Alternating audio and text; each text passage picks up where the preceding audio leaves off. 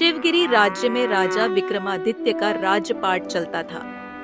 दरबारियों ने राजा के मन में यह बात बैठा दी कि ऋषि मुनि तो पाखंडी होते हैं, कोई काम किए बिना भिक्षा मांगते हैं, खाते पीते हैं और मौज मनाते हैं। मुझे दरबारियों की बातों में दम लग रहा है।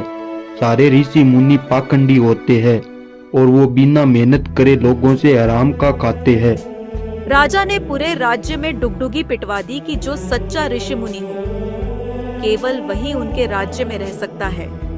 जो सच्चा ऋषि मुनि नहीं है उसे संन्यास छोड़कर विवाह करना पड़ेगा। अगर कोई सच्चा ऋषि मुनि है तो उसे राजा के 3 प्रश्न के उत्तर देने होंगे। जो सही जवाब देगा उसे ही इस राज्य का सच्चा ऋषि माना जाएगा। और मेरे सवाल ये है कि ऋषि और गृहस्थ कैसा होना चाहिए तथा ऋषि मुनि बनना ठीक है या गृहस्थ?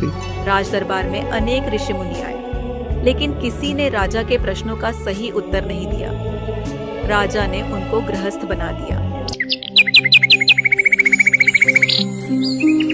एक दिन प्रातः काल ही एक सिद्ध मुनि राजमहल के द्वार पर पहुंचा।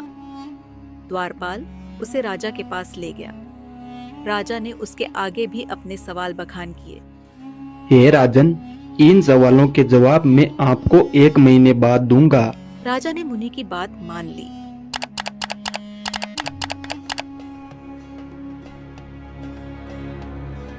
एक महीने बाद सिद्ध मुनि राजा के पास गया और बोला, राजन, आपको अगर तीनों प्रश्नों के उत्तर चाहिए तो आपको मेरे साथ चलना होगा। राजा मुनि की बात मान लेता है और उनके साथ चल देता है। चलते चलते उन्होंने कई दिन बाद राज्य की सीमा पार की। चलते चलते दोनों दूसरे राज्य में पहुंच गए थे। राजन, हम लोग जिस राज्य में चल रहे हैं ना, इस राज्य की राजकुमारी का आज विवाह है। चलो हम उस विवाह को देखकर आगे बढ़ते हैं। राजकुमारी मंडप में जयमाला लेकर आई और उसने उस सिद्ध मुनि के गले में डाल दिया। अरे भाई, राजकुमारी ने ये क्या कर दिया? वो मुन्नी है, सन्यासी है। लगता है राजकुमारी ने गलती से माला डाल दी है। मुनि ने वो जयमाला निकालकर राजकुमारी को दे दी। चारों तरफ घूमकर राजकुमारी ने जयमाला दूसरी बार भी उस सिद्ध मुनि के गले में डाल दी और ऐसा ही तीसरी बार हुआ। आखिर स्वयंवर में उपस्थित राजकुमारों ने कहा कि अब राजकुमारी का विवाह इस मुनि के साथ ही होगा। स्वयंवर का निर्णय सुनकर मुनि वहां से जल्दी चला गया। राजकुमारी भी उस सिद्ध मुनि का पीछा करने लगी। अब आगे आगे मुनि, उसके पीछे राजकुमारी और अंत में राजा विक्रमादित्य। चलते चलते मुनि और राजा एक घने जंगल में पहुंच गए थे। कुछ दूर और पीछा करने के बाद राजकुमारी आगे न जा सकी। शीत ऋतु थी। धीरे धीरे ठंड भी काफी ज्यादा बढ़ रही थी। आगे जाने का उचित समय ना समझकर राजा और मुनि एक पेड़ के नीचे बैठ गए। उस पेड़ पर एक चिढ़ा और एक चिड़िया रहती थी। वे भी पुनर्जन्म में गृहस्थ थे। चिड़िया रानी, द्वार पर 2 अतिथि आए हैं, उनका स्वागत होना चाहिए। और आज तो ठंड भी काफी ज्यादा है, इन्हें सर्दी से बचाने का कुछ उपाय करते हैं। चिड़िया ने पेड़ से सूखी लकड़ियां गिरानी शुरू कर दी थी। चिड़े ने भी आग की व्यवस्था कर दी थी। मुनि ने लकड़ियां इकट्ठी करके आग जला ली थी और भोजन के लिए उस पेड़ से गिरे हुए कुछ फल इकट्ठा कर लिए थे। अब राजा मांसाहारी था। चिड़िया रानी, मुझे लगता है राजा को फल खाना अच्छा नहीं लगता है। हमारा धर्म है कि मेहमान को हम भूखा नहीं रखते हैं, इसलिए मैं राजा का खाना बनने जा रहा हूँ। ऐसा बोलकर चिढ़ा आग में गिर पड़ा। मुनि ने तो फल खाकर अपना पेट भर लिया था, लेकिन राजा अभी भी भूखा था। तब चिड़िया भी उसी अग्नि में जाकर गिर जाती है। चिड़िया को खाकर राजा के पेट की भूख शांत हो गई। दोनों पेट पूजा करके उसी वृक्ष के नीचे सो गए। अगली सुबह राजा और वो सिद्ध मुनि अपनी यात्रा के लिए वहां से निकल गए थे। चलते चलते वो उस राज्य के नगर के पास आ गए थे।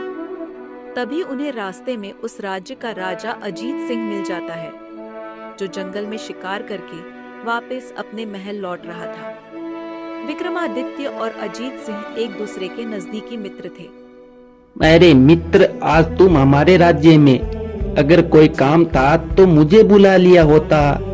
अरे नहीं मित्र, हम तो बस ऐसे ही प्रजा का हालचाल जानने निकले थे, फिर सोचा तुमसे मिलकर चले, लेकिन तुम तो हमें रास्ते में ही मिल गए। अरे चलो मित्र, हमारे महल की ओर चलते हैं। नहीं मित्र, हम अभी आपके महल नहीं आ सकते हैं, तुम जाओ, हम कभी तुम्हारे लिए भेंट लेकर तुम्हारे राज दरबार आएंगे।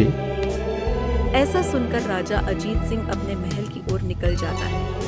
हे मुनिराज, आपने अभी तक मेरे तीनों प्रश्नों का उत्तर नहीं दिया है, बस मुझे इधर से उधर चक्कर कटवा रहे हो।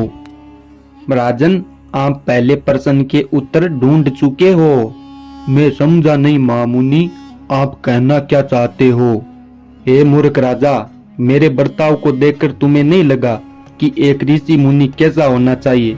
गरज चिड़ा और चिड़िया जैसा हो, जो अतिथि के लिए खुद भोजन बन गए। इसीलिए सच्चा ऋषि मुनि हमेशा त्यागी होता है। लेकिन महामुनि जी, ये मेरे एक प्रश्न का उत्तर हुआ, बाकी दो प्रश्नों के उत्तर आपने नहीं दिया है। हे राजन, आपके पहले प्रश्न के उत्तर में ही दोनों प्रश्न के उत्तर छुपे हुए हैं। आपके दूसरे प्रश्न का उत्तर है, गृहस्थ को भी हमेशा त्यागी होना चाहिए, क्योंकि अगर वो त्याग नहीं करेगा तो उसका जीवन व्यर्थ है। और रही मुनि और गृहस्थ बनने की बात, तो ये अपनी अपनी पसंद है, जो जैसा बनना चाहे। ये आपके तीसरे प्रश्न का उत्तर है।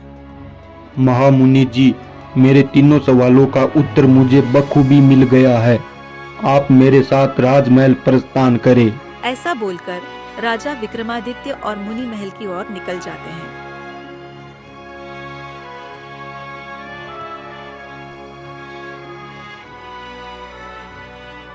राजा विक्रमादित्य राजदरबार में सभी को बोल दिया था कि आज से कोई भी ऋषि मुनि को पाखंडी नहीं बोलेगा और हमेशा ऋषि मुनियों का आदर करेगा। अगर राजा का आदेश किसी ने तोड़ने की कोशिश की तो उसे कारावास में डाल दिया जाएगा।